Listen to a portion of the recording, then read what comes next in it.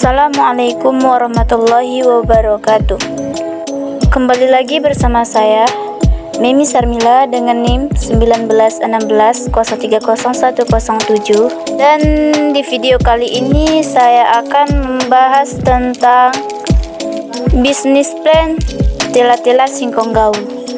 Dan alasan saya untuk mengambil usaha tela-tela ini berdasarkan atas pertimbangan-pertimbangan seperti tela-tela singkong ini merupakan menu jajanan yang banyak digemari oleh semua kalangan, dan bahan-bahannya, pembuatan, manfaat, cara produksi, dan pemasarannya cukup mudah. Langsung saja kita masuk ke pembahasannya, yaitu tentang ulasan deskripsi bisnis. Yang pertama yaitu bidang usaha yang akan saya jalankan. Berbagai jenis usaha kecil yang berkembang di kalangan masyarakat. Salah satunya adalah bidang kuliner. Usaha makanan ini merupakan salah satu potensi besar dalam wira usaha dengan berbagai menu yang disajikan dan tumbuh kembang kuliner yang sangat pesat di Indonesia pada umumnya, dan di Batahan ini pada khususnya. Kebutuhan akan usaha makanan jajanan kuliner sangat berpotensi besar dikarenakan konsumsi akan makanan cukup tinggi. Yang kedua yaitu potensi produk saat ini dan kemungkinannya di masa depan. Dilihat dari segi peluang yang ada, usaha ini berpotensi baik untuk kedepannya karena dilihat dari cita rasa dan berbagai variasi rasa, sehingga peluangnya banyak dan sangat besar. Dan dengan melihat usaha yang sudah ada, potensi produk tela-tela ini akan sangat melejit karena masyarakat sekarang lebih cenderung ingin memakan makanan yang enak tetapi murah dan mudah mendapatkan makanan itu. Oleh karena itu, tela-tela merupakan alternatif utama dalam memilih makanan yang murah dan mudah namun tidak membahayakan kesehatan dari konsumen. Dan kemungkinannya di masa depan, seiring dengan perkembangan zaman dan lingkungan, maka orang sekarang mulai berhati-hati dalam memilih dan membeli sesuatu. Salah satu hal di mana orang sangat hati-hati dan teliti sekali dalam memilih dan membeli adalah ketika manusia membeli makanan. Dan karenanya tela-tela ini nantinya akan menjadi produk jajanan yang sangat diminati masyarakat di berbagai kalangan. Yang ketiga yaitu informasi peluang pasar serta perkembangan produk untuk bisa bertahan dan menyesuaikan dengan pasar yang ada. Dilihat dari segi peluang yang ada, usaha ini berpotensi baik untuk kedepannya karena dilihat dari cita rasa dan berbagai variasi rasa, sehingga peluangnya banyak dan sangat besar. Dan dengan adanya usaha sejenis, kita mengambil peluang dengan membentuk usaha yang lebih menarik, di mana target konsumennya jelas, yaitu masyarakat di berbagai kalangan usia. Karena tela-tela merupakan produk yang cocok dinikmati kapan saja, apalagi saat berkumpul. Peluang pasarnya akan sangat besar, karena saya melakukan pemasaran secara langsung ke konsumen ataupun personal selling, dan dengan mempromosikannya semenarik mungkin via media sosial seperti Facebook, Instagram, WA, ataupun dengan metode mode-to-mode. Dengan mempelajari pasar, mode-to-mode di sini maksud saya adalah dengan mempromosikannya secara mulut ke mulut supaya orang mengenali produk saya ini. Dan dengan mempelajari pasar yang ada, pastinya produk ini akan memiliki banyak pelanggan dan bisa membuka cabang lebih dari satu. Produk tela-tela ini nantinya akan dikembangkan dengan berbagai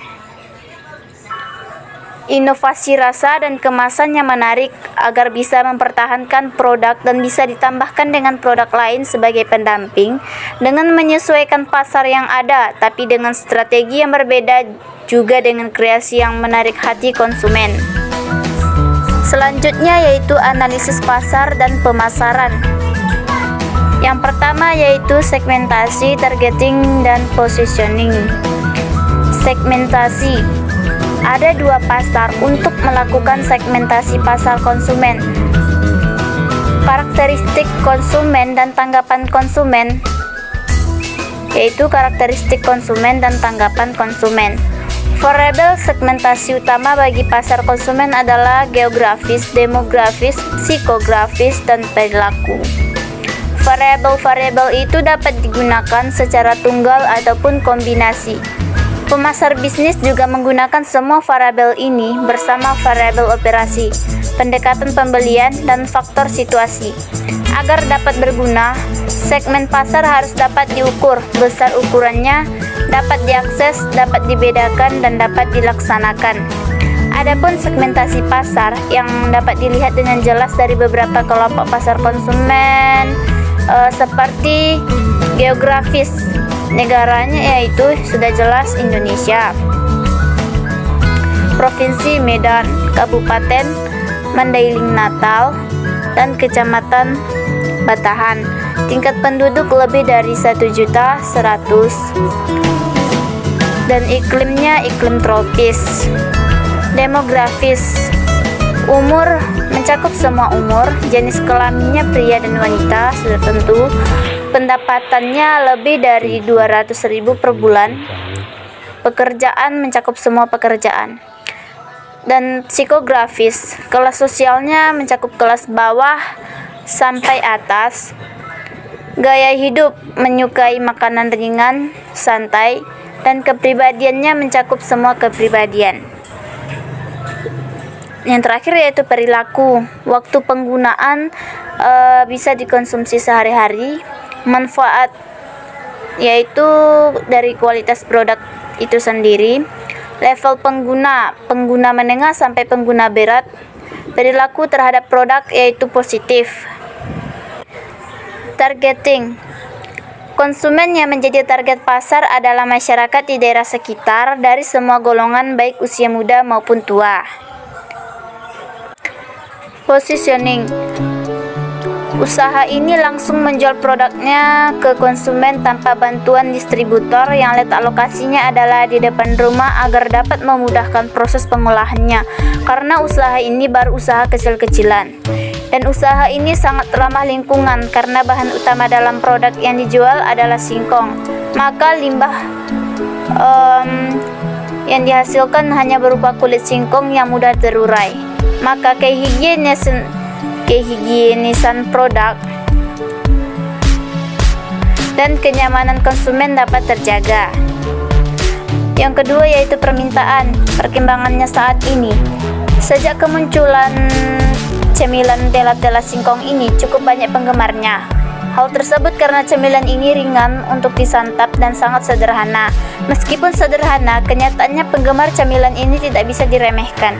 Tidak hanya enak dan nikmat saja, harganya yang cukup terjangkau menjadikan siapapun dapat menikmatinya. Dan karenanya, permintaan tela-tela saat ini semakin hari semakin bertambah.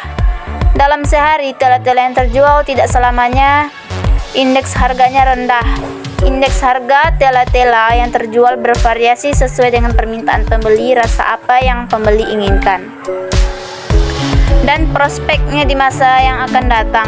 Usaha cemilan atau makanan sampai kapanpun tidak akan pernah ada matinya. Salah satu usaha yang akan terus berkembang dan dilansir akan terus berjaya dari tahun ke tahun. Kehadiran cemilan yang semakin unik, semakin banyaknya inovasi menu hadir dengan kreasi yang menarik, dengan menghadirkan konsep kekinian, maka sudah dipastikan usaha ini akan dapat bersaing di pasaran dan dapat bertahan di tengah ketatnya persaingan pasar. Yang ketiga yaitu penawaran. Perkembangannya saat ini semakin hari juga semakin bertambah sesuai dengan tingkat permintaan. Prospeknya di masa yang akan datang, karena usaha ini akan terus berkembang, maka penawarannya akan semakin meningkat mengikuti permintaan. Yang keempat yaitu tentang konsumen. Konsumen yang menjadi target pasar adalah masyarakat di daerah sekitar dari semua golongan baik usia muda maupun tua. Produk, bahan baku produk adalah singkong yang digoreng sehingga menjadi gurih dan dikombinasikan dengan berbagai rasa yang paling penting, produk ini tanpa bahan pengawet dan kemasan yang digunakan juga aman. Harga, perubahan, kenaikan dan penurunan harga memiliki pengaruh terhadap volume penjualan. Maka penetapan harga jual haruslah diperhatikan karena agar harga produk tidak terlalu mahal dan juga tidak merugikan produsen, yaitu seimbang. Maka saya menetapkan harga jual dari tela-tela singkong gaul adalah sebesar Rp5.000 per porsi paling murah dan Rp8.000 paling mahal, dengan rasa yang bervariasi dan nikmat serta bungkusan yang praktis. Ini dilihat dari daya beli target pemasaran, dan pada intinya semua lapisan pembeli akan dapat membeli produk ini. Karena saya menetapkan harga yang relatif terjangkau namun tetap menjaga kualitas produk demi kepuasan konsumen. Promosi. Adapun promosi yang akan saya lakukan yaitu dengan menawarkan langsung ke konsumen atau personal selling, ataupun dengan metode mot-to-mot atau mulut ke mulut agar calon konsumen mengetahui tela-tela singkong gaul. Selanjutnya itu sistem penjualan ataupun distribusi. Usaha ini akan langsung menjual produk ke konsumen tanpa bantuan distributor. Saya akan menawarkan produk ke media sosial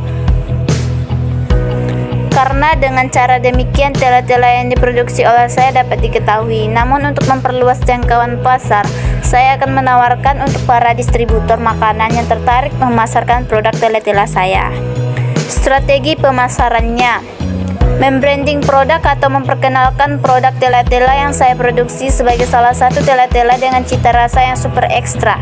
Juga dilengkapi dengan berbagai varian rasa lainnya yang tak kalah sedap di lidah konsumen, baik online maupun offline. Saya secara aktif mempromosikannya. Dengan strategi ini diharapkan bisa menimbulkan rasa penasaran bagi para konsumen, hingga akhirnya mereka mulai percaya untuk mencoba tela-tela yang saya produksi. Dan untuk memperluas jangkauan pasar, saya akan menawarkan untuk para distributor makanan yang tertarik memasarkan produk tela-tela saya. Yang kelima yaitu persaingan. Adapun faktor-faktor ancaman persaingan yang nantinya bisa terjadi yaitu ancaman masuknya pendatang baru dan tingkat rivalitas di antara pesaing yang ada maupun dalam bidang usaha yang berbeda. Dalam strategi persaingan dapat dijelaskan menggunakan 4P, yaitu Product, Price, Promotion, dan Place, di mana terlihat perbedaan antara produksi saya dengan produksi lainnya. Yang keenam yaitu program pemasaran. Program pemasaran terdiri dari sejumlah keputusan tentang bauran alat-alat pemasaran yang digunakan. Bauran pemasaran ataupun marketing mix adalah seperangkat alat pemasaran yang dapat digunakan perusahaan untuk terus-menerus mencapai tujuan pemasarannya di pasar sasaran. Alat-alat itu diklasifikasikan menjadi 4 kelompok yang luas yang disebut dengan 4P pemasaran, yaitu Product, Price, Place, and Promotion. Seperti yang telah saya jelaskan. Menilai kelayakan bisnis ataupun proyek dari sisi keuangan. Ada 5 metode penilaian yaitu Payback Period, Average Rate of Return, Profitabilitas Index, Internal Rate of Return, dan Net Present Value. Dari 5 metode ini yang paling sering digunakan hanya 3 metode, yaitu metode payback period. Intinya seberapa cepat dana yang diinvestasikan bisa kembali, tentunya semakin cepat kembali semakin baik. Dan internal rate of return, mencari tingkat bunga yang menyamakan nilai sekarang dari aliran kas keluar dengan nilai sekarang dari aliran kas masuk. Hasil ini dibandingkan dengan tingkat bunga pinjaman, maka proyek akan layak. Dan yang terakhir yaitu net present value, yaitu mencari nilai bersih sekarang. Jika nilai bersih positif, maka proyeknya layak. Sebaliknya, maka proyeknya ataupun bisnisnya layak. Sebaliknya, jika negatif, maka bisnisnya tidak layak. Itu menurut Kristanto 2012. Sekian presentasi bisnis plan saya. Kalau ada kesalahan mohon dimaafkan.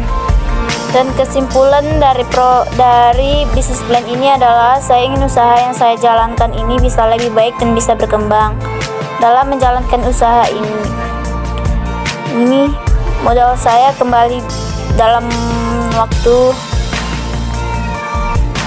yang cepat. Terima kasih. Wassalamualaikum warahmatullahi wabarakatuh.